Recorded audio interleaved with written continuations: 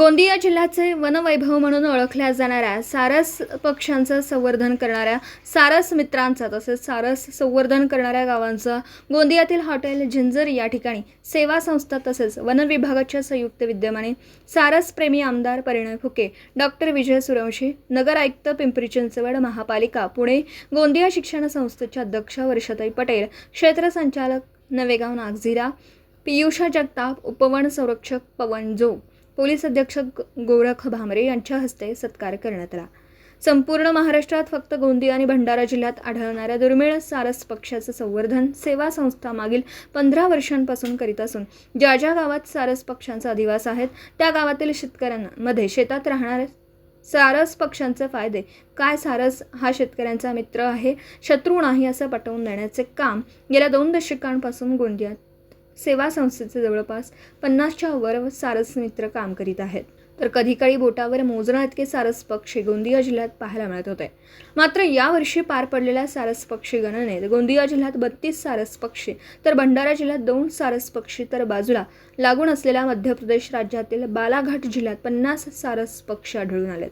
तर गोंदिया जिल्ह्यात देखील सारस पक्ष्यांची संख्या वाढवण्याच्या दृष्टिकोनाने सेवा संस्थेचे अध्यक्ष सावन बाहेकार आणि त्यांचे चमू काम करीत असून येत्या काळात ज्या ज्या ठिकाणी सारस पक्ष्यांचा दिवस आहे त्या त्या क्षेत्रात नैसर्गिक शेती तसेच सेंद्रिय शेतीला चालना देऊन सारस ब्रँड राईस तयार करून धानाचे कोठार म्हणून ओळखल्या जाणाऱ्या गोंदिया जिल्ह्यात नैसर्गिक शेती करण्यासाठी शेतकऱ्यांना प्रोत्साहित करणार आहे। त्यामुळे सारस संवर्धनात देखील मोठी मदत होईल असा विश्वास सेवा संस्थेचे अध्यक्ष सावन बाहेकार यांनी व्यक्त केला। तर या सत्कार सोहळ्यात सारस संवर्धनाकरिता मदत करणाऱ्या गोंदिया वन विभागाचा आणि कृषी विभागाचे अधिकारी कर्मचारी यांचा देखील सेवा संस्थेच्या वतीने सत्कार करण्यात आला असून गोंदिया शहरातील सारस प्रेमींनी या सत्कार सोहळ्यात मोठ्या संख्येने हजेरी लावत सेवा संस्थेला शुभेच्छा दिल्या। गोंदियाहून प्रतिनिधी अमरदीप बडगे। 2026 मध्ये जी गणना आहे सारस पक्षी गणना ती जून महिन्यामध्ये झालेली, ज्यामध्ये गोंदिया जिल्ह्यामध्ये 32, भंडारा जिल्ह्यामध्ये 2 आणि मध्य प्रदेशचा जो ॲडजॉइनिंग बालाघाट जिल्हा आहे त्यामध्ये 50 सारस क्रेन अशी एकंदरीत आढळली। आणि ही जी सारस पक्षी मित्र संमेलन आहे हे दरवर्षी सेवा संस्था वन विभागाच्या सोबत आपण ऑर्गनाईज करत असतो आणि त्यामध्ये जे शेतकरी व्हॉलंटियर्स सारस मित्र संरक्षणासाठी हेल्प करतात, मदत करतात, त्यांच्यासाठी हे सारस मित्र संमेलन त्यांच्या सन्मानासाठी आम्ही आयोजित करीत असतो। त्यामध्ये सर्टिफिकेट्स तर असतोच, पण त्यासोबत सन्मानपत्रासोबत आपण त्यांना किट पण देतो। त्या किटमध्ये त्यांना दैनंदिन जीवनामध्ये आवश्यक शेतीविषयक आवश्यक अशा वस्तू असतात। टॉर्च आहे, रेनकोट आहे, छत्री आहे, विंडशीटर आहे, गम बूट आहे ना, मेडिकल किट आहे, ॲग्रिकल्चर डायरी आहे, अशा अनेक वस्तू त्यामध्ये असतात आणि ते त्या शेतकऱ्यांना म्हणजे हेल्पफुल असेल, त्यांना मदत होईल असं आम्ही ते साहित्य त्यांना देतो। कोण कोण पाहुणे या ठिकाणी आलेले होते आणि आपण काय आज त्यांच्याकडे मागणी ठेवलेली आहे सारस मित्रांसाठी? आजच्या कार्यक्रमाला माजी मंत्री आणि विधान परिषद सदस्य आमदार श्री परिणयजी फुके, तसेच सोबत विजय सूर्यवंशीचे जे पिंपरी चिंचवड येथे म्युन्सिपल कमिशनर आहेत, सोबत मिसेस वर्षा प्रफुल्ल पटेल ज्या गोंदिया एज्युकेशन सोसायटीला चेअरमॅन आहेत, त्या सोबत इथले स्थानिक वन विभागाचे सर्व अधिकारी, पोलीस अधीक्षक साहेब, उपवन संरक्षक हे सर्व अधिकारी लोक पण इथं होते। आणि आमची मागणी तेच की एकंदरीत सारस आदिवासी क्षेत्र वाचवण्यासाठी, तलावांचं संरक्षण करण्यासाठी आपल्याला कार्य करणे आहे। सोबतच जे ॲग्रिकल्चर राईस आहेत, राईस जो आहे त्याला ऑर्गॅनिक पद्धतीने आपण इथं एक नवीन उपक्रम तयार करू आणि त्याला सारस राईसच्या नावाने ब्रँडिंग करून त्याला आपण मार्केटमध्ये करूया। आणि सोबतच जे सारस मित्र आहेत, शेतकरी आहेत, जे सारससाठी काम करतात, त्यांच्यासाठी काहीतरी एक योजना अनुदान आपण लागू करूया अशी आपण मागणी केलेली आहे। और मेरा सौभाग्य पहली बार सारस पक्षी देखने का सौभाग्य सूर्यवंशी जी के साथ ही था। खेत गए थे बालाघाट जिले में, जो एक अभी जैसे पहले लोग संयुक्त कुटुंब में रहते थे, अभी विभक्त कुटुंब में रहने लग गए। आज जहां मैं रहती हूँ बगीचा रामनगर गोंदिया, मेरे खेत में घूमने निकलती थी, मीलों दूर तक पूरी खेती ही दिखती थी और आज कंक्रीट का जंगल हो गया है। मेरे घर के आजू बाजू एक भी जमीन का टुकड़ा नहीं बचा है।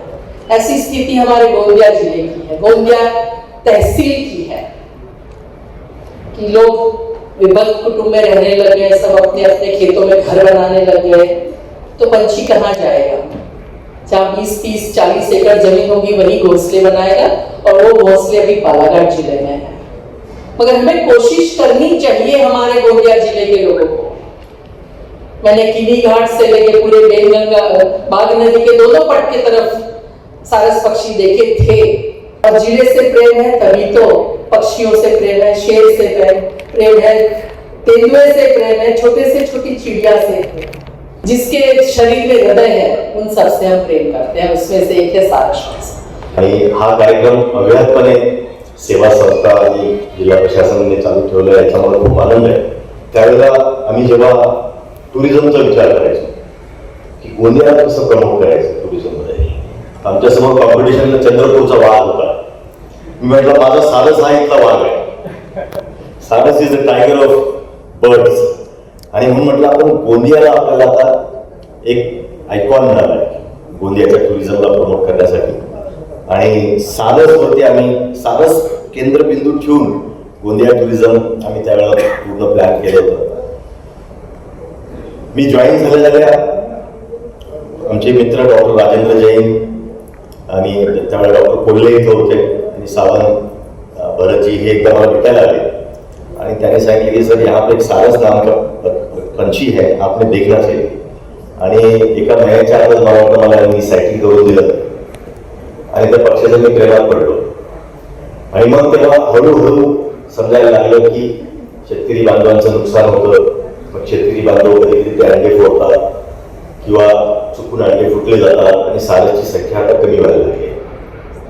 एकदा असं मी बालाघाटला एक महाराजींच्या घरी एकदा गेलो तर त्यांनी मला स्टोरी सांगितली की ते म्हटले सर मेरे दादा बोलते थे कि जो सारस के अंडे तोड़ेगा उसके घर में बरकत नहीं होती है, आणि मग ते आम्हाला खूप असं अपील झालं। म्हटलं सारसचं महत्व आपल्याला आता सर्वांना समजून सांगितलं पाहिजे। पहिला सारस मित्र पुरस्कार हा याच हॉटेलमध्ये जिंजरलाच त्यावेळेला झाला। निश्चितच आपल्या या दोन्ही जिल्ह्यात जसं युपी मध्ये सारस पक्षाला त्यांचं स्टेट बोर्डचं जसं जिल्ह्यावर आपल्या राज्यात या प्रकारचं काहीतरी सावंतजी आपण पुढाकार घेऊन आमच्या मागे लागून काहीतरी करून घेतलं पाहिजे। एक चांगल्या माध्यमांना सुरक्षित साहेबांनी सांगितलं की मानधन सुद्धा दिलं पाहिजे। मला असं वाटतं फॉरेस्ट आपला कॅम्पस आणि बाकी सगळे ह्याच्यामध्ये पैसे भरपूर असतात, त्यात आपण त्यांनी या एनजीओचा आपण मदत करतो, आणि म्हणून कुठेतरी मला असं वाटतं जसं चंद्रपूर जिल्हा टायगरचं मार्केटिंग करायला यशस्वी झालं, आणि टायगरचं कॅपिटल नागपूरपासून चंद्रपूर आहे, आणि तालुक्याला लोक नुसतं वाघाला जातात। तर मी तुम्हाला सांगतो की आपल्याकडे जर आपण जर सारसीचं मार्केटिंग केली, कारण कोणी दुसरं आपली मार्केटिंग करत नाही, आपल्याला स्वतःला आपली मार्केटिंग करावी लागतं। प्रफुल्ल भाई दिल्लीमध्ये, जर समजा सुरेश साहेब मुंबईमध्ये, आम्ही सगळे पूर्ण महाराष्ट्रामध्ये जर बोलत सुटलो की सारस चांगला आहे, सारस चांगला आहे, जोपर्यंत आपण आपल्या गोष्टीची आपल्या कोणत्याही याची जर आपण तारीफ करत आपण वारंवार बोलत नाही तोपर्यंत ती गोष्ट फेमस होत नाही। आणि म्हणून मला असं वाटतं की आतापासून आपण सारस पक्षाची मार्केटिंग केली पाहिजे, आणि आता देश विदेशातून लोक आपली मार्केटिंग इतकी मजबूत असली पाहिजे की देश विदेशातून लोक सारस बघायला इथे येणार। ज्या दिवशी आपल्याला या पक्षाच्या माध्यमातून या भागातील शेतकऱ्यांना असणार, सामान्य लोकांना रोजगार मिळणार, त्यावेळेस याचं संवर्धन करण्याची जास्त इच्छाशक्ती त्या माध्यमातून निर्माण होणार। सारस गणना करताना खूप साऱ्या अडचणी येतात, जशा प्रकारे सकाळी 4 वाजता उठून आम्ही इथून निघतो, नदी घाटावर जाऊन, नदीच्या किनारे जाऊन डिफरंट लोकेशनवर जाऊन सर्व एक टीमनी आम्ही सारस गणना करतो। त्यावेळेस एकाच वेळेवरती सर्व जागी पोहोचणं एवढ्या साऱ्या टीमला ते खूप कठीण काम असतं, आणि त्यांना खूप चांगल्या प्रकारे निभावण्यात आला याही वर्षी। आणि सारस संरक्षणासाठी जे पण शेतकरी इथं होते त्यांना खूप शुभेच्छा आहेत, शुभेच्छासाठी देतो की यावर्षी चांगल्या प्रकारे आणि जेवढं जास्त प्रमाणात होऊ शकतं तेवढ्या जास्त प्रमाणात ते घरटी वाचवण्याचं जे काम आहे ते शेतकऱ्यांमार्फतच होऊ शकतं, म्हणून ते अजून चांगल्याने व्हावं म्हणून त्यांना शुभेच्छा आहेत। दरवर्षीप्रमाणे यावर्षी पण सारस मित्रांचा सत्कार या ठिकाणी केलेला आहे, ज्यामध्ये आपण जे सारस मित्र आहेत जे रेग्युलर सारस मॉनिटरिंग आणि नेस्ट मॉनिटरिंगसाठी आपला सेवा संस्थेचा सहभाग करतात, अशा काही सारस मित्रांचा आपण वेगवेगळे किट द्वारे आणि सन्मानपत्राद्वारे त्यांचे स्वागत केलेलं आहे। दिवसभरातील घडामोडींचा आढावा घेण्यासाठी पाहत रहा N24 मराठी न्यूज चॅनल।